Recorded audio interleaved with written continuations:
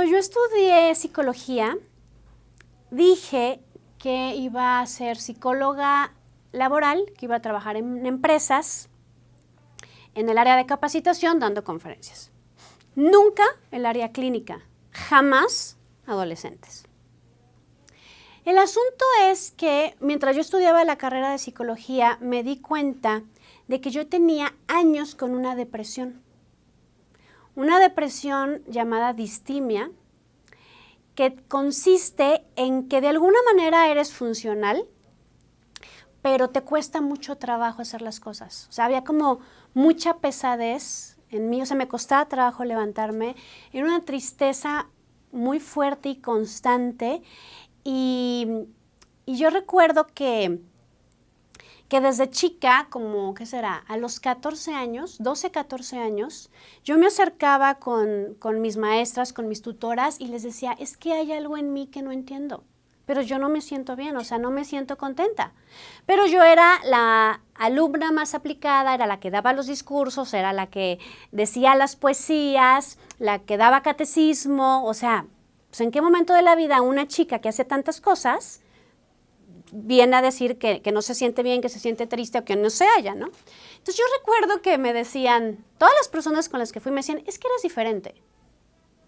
Yo decía, pues sí, pero no me siento bien, ¿no? Y luego por otra parte decía, es que porque yo veo el mundo distinto, o sea, tengo 10 años y estoy viendo cómo voy a cambiar al gobierno, o tengo 14 años y estoy viendo cómo voy a mejorar para que los adolescentes no se den en la torre, y yo tenía la misma edad, ¿no?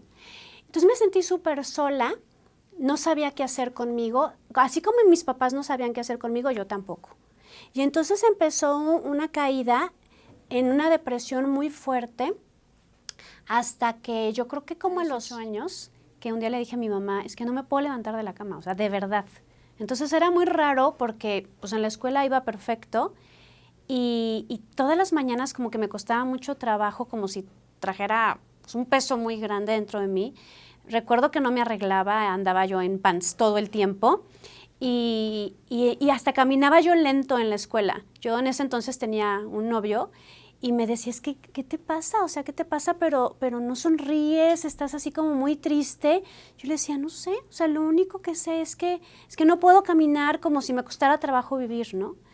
Entonces, pues con toda la ayuda que pedí, que es lo que ya te comentaba, pues no solamente me decían, bueno, pues es que eres diferente, pues es que, bueno, es la adolescencia, y bueno, va así aumentando todo esto, hasta que ya estudiando la carrera, me acuerdo que un día empezaron unos pensamientos muy raros en mi cabeza, porque era decir, ¿y qué pasaría si me muriera, no?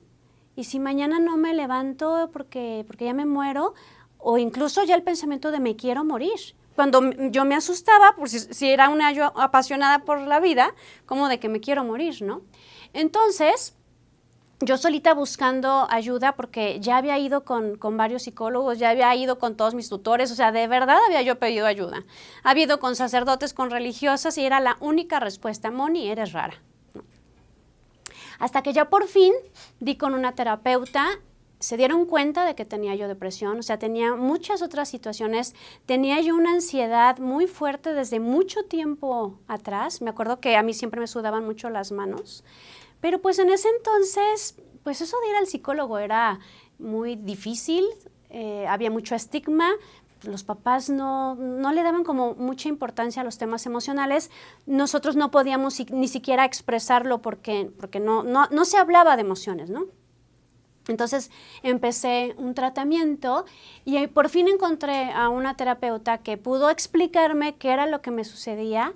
Pude empezar a trabajar como muchos asuntos de mi vida y empezar a sacar todas las emociones y hacer un equilibrio entre lo bien que me podía ir en la parte académica y profesional, pero también lo importante de la parte personal.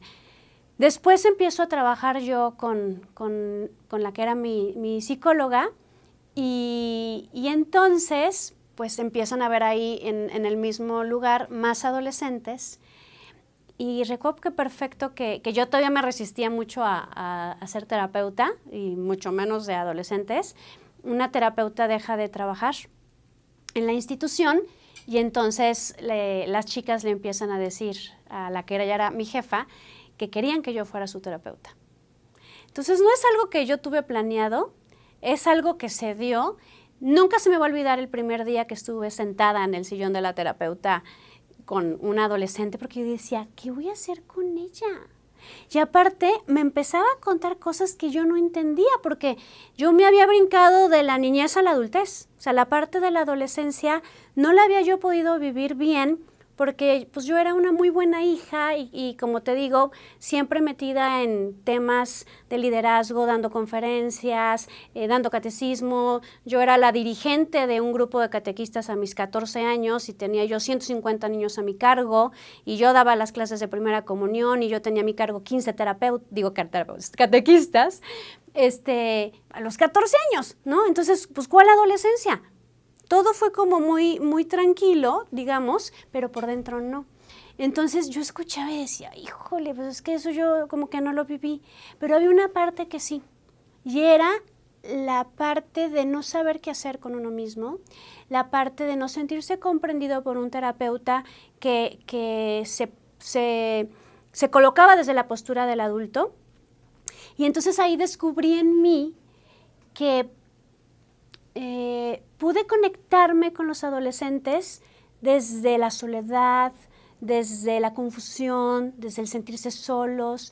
Muchos de los pacientes que empezaba yo a atender justamente tenían estas características, o sea, estar viendo la vida desde otro punto de vista, ser como muy sensibles ante los sucesos, cuestionar mucho las formas, querer hacer algo por el mundo y sentirse diferentes. ¿Sí? Entonces, era el tipo de adolescentes como que llegaban conmigo a consulta, ¿no?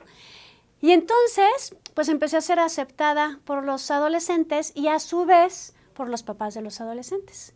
Porque entonces yo había tenido un papá antipsicólogas, un papá que no aceptaba las emociones y entonces yo había aprendido cómo sobrevivir con ese papá. Y entonces ahora yo podía enseñarle a los otros papás cómo poderse acercar a sus hijos desde las emociones, cómo no demeritar lo que les pasaba. Pude ayudar a las mamás a conectarse con sus hijos, igual a poder como mirar un poquito más su corazón, ¿no? Su ser, para saberlos guiar. Entonces, de alguna manera, me dediqué a adolescentes por mi propia historia. Y lo más difícil de mi historia, que bueno, hay muchos más detalles que no corresponde dar en este momento, pero como le digo yo a todos mis pacientes, de lo más duro de mi vida, es decir, un poquito como, voy a hacer como la analogía, cómo funciona en el campo, ¿no? Digamos que de la popó de la vaca se hace abono. Entonces, a mis pacientes les digo, de lo más difícil de mi vida, de lo que podría parecer lo peor, he hecho abono para construir lo que soy. Y esta institución, ¿no? Y esta terapeuta que ahora te atiende a ti. Entonces, me decía un maestro mío de la prepa, que me lo acabo de encontrar, me decía, ay, Moni, cuando yo te conocí, eras una adulta encerrada en un cuerpo de adolescente. Hoy eres una adolescente encerrada en un cuerpo de adulta. Entonces creo que esa es la parte que me ha permitido como poderme conectar con el adolescente y poder ayudar a los papás como a acercarse a ellos.